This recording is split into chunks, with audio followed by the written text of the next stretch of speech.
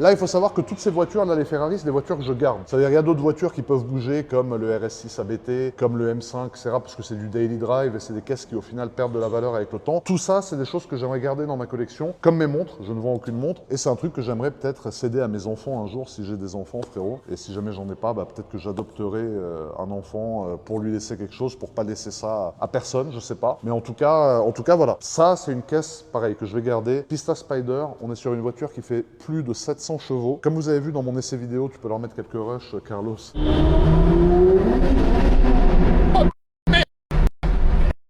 n'y a rien qui passe par terre dans cette voiture, frérot. La puissance ne passe absolument pas par terre, frérot.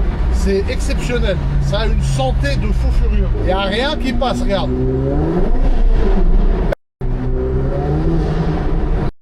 Il n'y a rien qui passe par terre, frérot. Là, je vais lui mettre.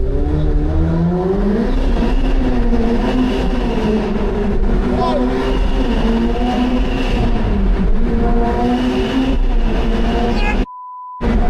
Le démon! Je me calme! Oh, le démon que ça a, une pista, frérot!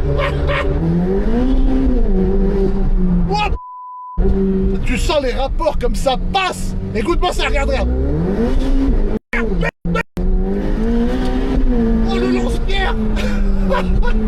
L'arrière chasse un peu plus que sur la coupée parce que la voiture est moins rigide vu que c'est un câble. Je t'en prie, tu peux leur montrer, frérot, pendant que je parle. C'est une voiture sur laquelle il y a beaucoup de carbone aussi à l'avant. Tu vois la lame avant en carbone et on a un peu le même truc que sur la compète ici avec cette pièce-là. Tu vois, c'est des faces avant très anguleuses avec des grosses prises d'air assez énervées. On a les deux bandes qui reviennent jusque dans la lame avant et on a mis un X-Pel mat. Je sais pas si on l'avait montré en mat, je crois qu'on l'a montré en brillant cette voiture. Je crois qu'elle était brillante, ouais. Elle était brillante. Alors vous voyez, on a juste mis un X-Pel mat, donc ça protège la voiture premièrement, et deuxièmement, ça a rendu la voiture, ça a gardé son gris d'origine, mais ça l'a rendu mat. Donc moi, je trouve ça très sympa. Et quand tu regardes d'ici, tu vois, tu as les deux bandes jaunes qui partent sur les sièges et les ceintures et qui continuent sur la partie arrière de la voiture. Donc je trouve ça magnifique. Et tu peux leur montrer, Carlos, les jantes, parce que pareil, sur cette voiture, il n'y a pas de jantes carbone, et franchement, je suis content. Il y a pas mal de monde qui n'aime pas ces jantes. Je sais pas ce que t'en penses, Charles, honnêtement. Honnêtement, c'est les jantes étoiles, c'est ça? Ouais. Ouais, non, franchement, je les trouve jolies parce qu'elles sont biton. Ouais. Et le gris, justement, du biton sur la jante va très bien avec les parties des feux un peu plus claires, etc.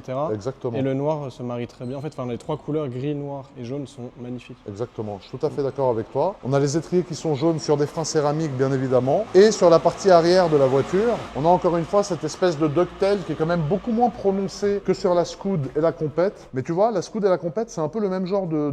Le ducktail qui remonte bien comme ça, tandis que la spéciale là-bas, tu vois, c'est beaucoup moins prononcé. Donc il y a eu vraiment des designs différents, mais c'est vrai que tu vois, Ferrari sur la Competition, c'est rebasé un peu sur un petit retour aux sources, donc voilà. Ensuite ici, qu'est-ce qu'on a? On a deux sorties d'échappement un peu centrales. On a un diffuseur arrière qui est tout en carbone.